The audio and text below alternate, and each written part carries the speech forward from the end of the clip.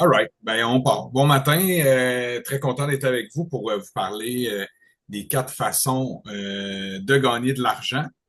Mais il y a seulement deux façons d'être payé. Évidemment, je me suis beaucoup inspiré de Père riche, Père pauvre.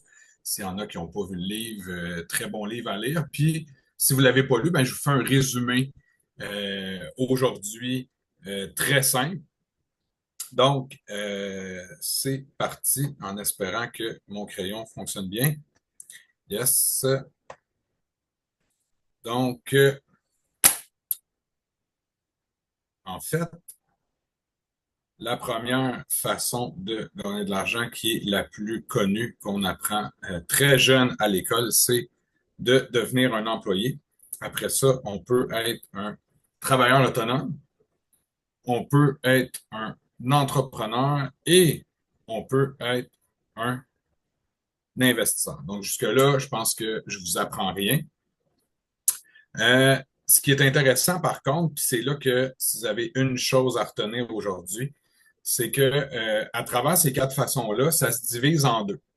Donc, d'un côté, on a les revenus ponctuels et on a les revenus résiduels. Donc, ça, c'est la chose la plus importante à retenir aujourd'hui, c'est qu'il y a deux formes de revenus. Puis ça, là, ça devrait tellement être enseigné au primaire, à la limite au secondaire, ça changerait la donne, mais pas à peu près. Dans le fond, du côté gauche, au niveau ponctuel, employé ou travailleur autonome, parce que souvent, je rencontre des gens qui sont travailleurs autonomes et qui se disent, ben, je suis entrepreneur, tout ça, mais il y a vraiment une différence. Tu sais, je comprends qu'au niveau fiscal, il y a sans doute les mêmes avantages comme travailleur autonome versus entrepreneur, mais c'est vraiment différent. Du côté ponctuel, en fait, c'est que on échange, dans le fond, notre bien le plus précieux qui est notre temps. Moi, je pense que le temps, c'est la donnée la plus précieuse parce que le temps qui passe, ça reviendra jamais. Donc, on échange notre temps, dans le fond, qu'on pourrait appeler de l'or, contre de l'argent. Donc, c'est aussi pour ça que je me rends compte avec les années, là, en 2025, que ben, souvent, quand on est dans ce système-là, puis là, je ne juge pas personne, je ne pointe pas du doigt personne, mais euh, c'est vraiment tough parce que vous allez voir que les factures, finalement, ils sont toujours continus, hein? Ils sont résiduels. Tu sais, que tu aies une job ou pas, qui rentre de l'argent chez vous ou pas, tu sais, Hydro, ils t'appellent pas pour te dire, mais on va arrêter tes factures. Tu sais, les factures qui rentrent toujours. Belle, c'est pareil.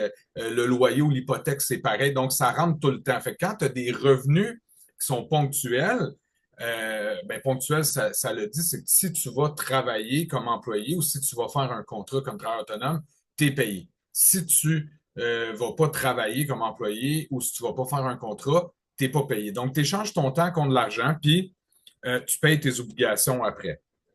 Puis, je pourrais même rajouter que comme employé, dans le fond, tu gagnes de l'argent, tu payes tes impôts et tu dépenses le reste. Ce qui est un peu plus intéressant du côté travailleur autonome, on a un peu plus de flexibilité, mais on ne peut pas dire qu'on est libre totalement parce que si tu travailles beaucoup, tu fais plus d'argent, mais tu as moins de temps. Puis si tu te mets à moins travailler, ben là, il y a comme moins d'argent. Fait que tu as tout le temps un ou l'autre.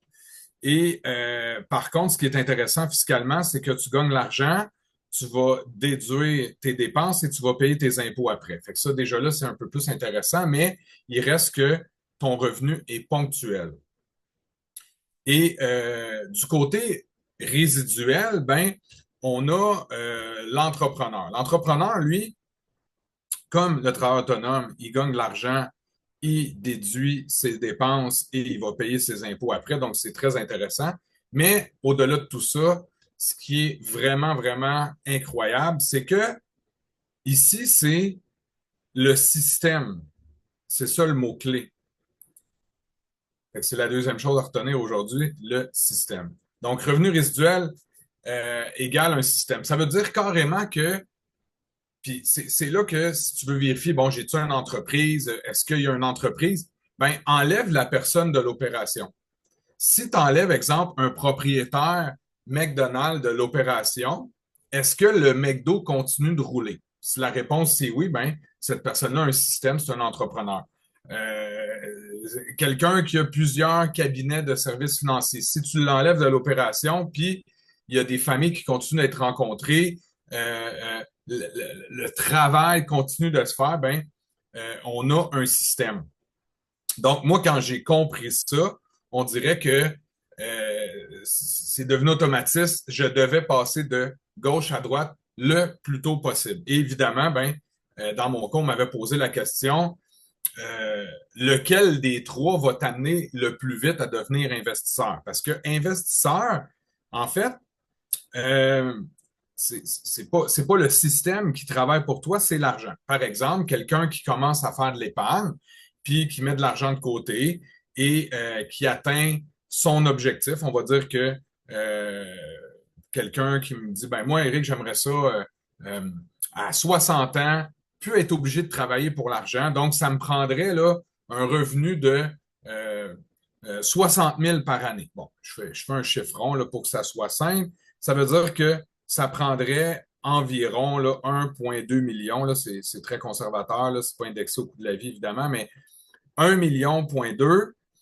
dans un fonds de revenus à 5 va générer 60 000 par année. Donc, ici, à ce moment-là, c'est l'argent qui travaille pour toi. Fait que peu importe ce que tu fais, ben, c'est ton million et demi point 2 que tu as accumulé qui va travailler pour toi. Le défi de ce côté-là, c'est que ça prend du temps, ça prend de la rigueur, ça prend de la discipline, évidemment. Donc, moi, on m'avait posé la question, Eric, dans quel carré tu penses que ça va aller plus vite pour que tu deviennes investisseur? Bien évidemment, la réponse, c'était de devenir entrepreneur. Donc, ça pourrait être peut-être un autre sujet.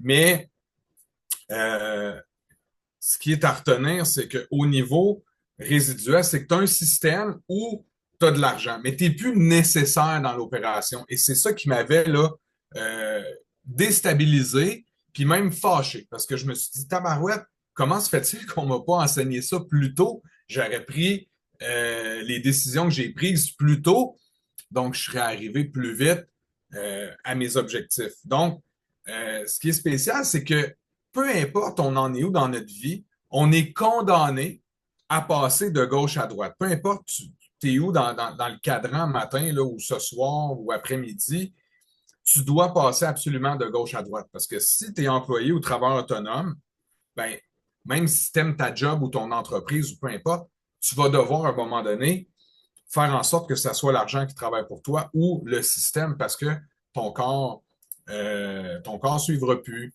Ou l'employeur va vouloir avoir un nouveau talent, quelqu'un de plus dynamique. Là, tu sais, j'ai tout le temps l'image de quelqu'un qui est serveur à 25 ans, mais serveur à 65 ans, ça se peut que le café commence à shaker puis qu'il en reste la moitié quand tu arrives à la table. Fait que ça se peut que le restaurateur dise ben, j'aimerais ça avoir un plus jeune. Fait que, tu sais, parce que des fois, je rencontre des gens qui disent moi, je vais travailler jusqu'à ma mort.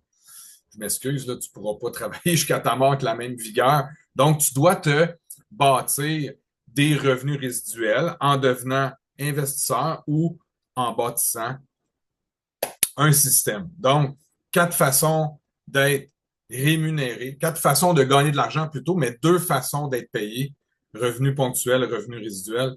Donc, j'espère que ça vous a plu. Encore une fois, cette présentation. Si vous avez des questions, vous pouvez venir m'accrocher en privé ou venir me poser des questions directement. Ça va me faire plaisir.